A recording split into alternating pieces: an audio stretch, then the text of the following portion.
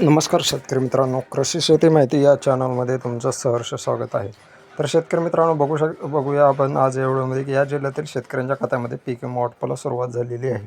ती नेमकी कोणकोणते जिल्हे आहेत ते आज आपण या व्हिडिओमध्ये बघूया.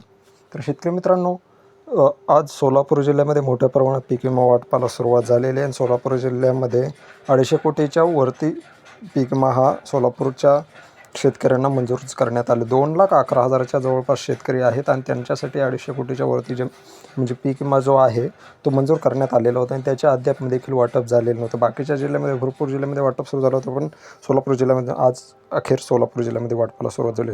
दुसरा जिल्हा म्हणजे की बुलढाण्यामध्ये भरपूर शेतकऱ्यांचे असे कमेंट्स येत होते की आमचं जे म्हणजे क्लेम स्टेटस आहे ते इल्ड बेस अमाऊंट 0 दाखवत आहे, मग आम्हाला पीक विमा मिळणार का नाही.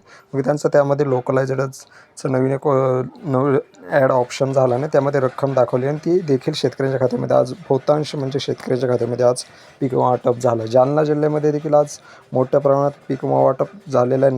नाशिकमध्ये देखील भरपूर शेतकऱ्यांनी ज्यांनी ऑनलाईन क्लेम केलेले होते त्या शेतकऱ्यांच्या खात्यामध्ये हा पीक विमा जो आहे तो वाटप झालेला आहे. बाकीचे जिल्हे आहेत, नांदेड जिल्हा आहे, नांदेड जिल्ह्यातला तर सरसकट अग्रिम पीक विमा मंजूर झाले. ते 80 ते 90% नांदेड जिल्ह्याचं पीक विमा वाटप झालेलं आहे. लातूरचा पण तोच प्रश्न आहे. लातूरमध्ये देखील 80 ते 90% म्हणजे पीक विमा हा वाटप झालेला आहे लातूर जिल्ह्यामध्ये देखील. हिंगोली जिल्ह्यामध्ये देखील 80-90%, बीड जिल्ह्यामध्ये देखील 80-90%, जालना, छत्रपती संभाजीनगर यांचे देखील जवळपास म्हणजे मोठ्या प्रमाणात पीक विमा वाटप झालेलं आहे.